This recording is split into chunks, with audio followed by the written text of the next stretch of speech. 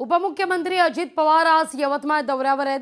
अजित पवार यांच्या कार्यकर्ता मेळाव्याला पावसाचा मात्र फटका बसताना दिसतोय। यवतमाळच्या पोस्टर ग्राउंडवर पावसामुळे अक्षरशः चिखलाचं साम्राज्य आहे। जिथं नजर जावी तिथं केवळ आणि केवळ चिखलच पाहायला मिळतोय। अजित पवार यांचा हा दौरा आणि या दौऱ्याला आता पावसाचं विघ्न आलेलं आहे। यवतमाळ दौऱ्यावर अजितदादा असताना या ठिकाणी कार्यकर्ता मेळाव्याला पावसाचा फटका आहे। या सगळ्याचा आढावा घेतला आपले प्रतिनिधी संजय राठोड यांनी। उपमुख्यमंत्री अजितदादा पवार हे यवतमाळच्या जिल्हा दौऱ्यावर येत आहे। मी सध्या आहे तर पोस्टर ग्राउंड याच ठिकाणी त्यांचं जे आहे तर कार्यकर्ते मेळावा होणार आहे। मात्र त्यापूर्वी जर पाहिलं तर रात्रीपासून पावसाने सतत धार सुरू लावलेली आहे।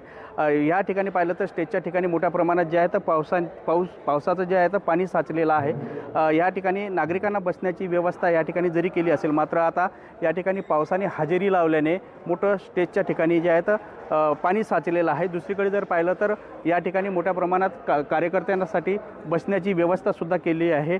सतत जर पाहिलं तर अजितदादा पवार यांचा हा जे आहे तर वर्षातून तिसरा हा कार्यक्रम आहे। हा कार्यकर्ता मेळावा त्यांचा आहे। मात्र दोन जे मेळावे आहेत ते त्यांच्यावाले कार्यकर्त्याचे ते जे आहे तर पावसाअभावी रद्द करण्यात आलेले आहे।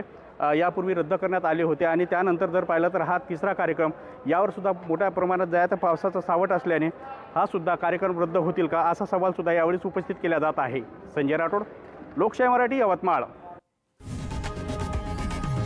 लोकशाही मराठी ऐका, पहा, जागरूक रहा।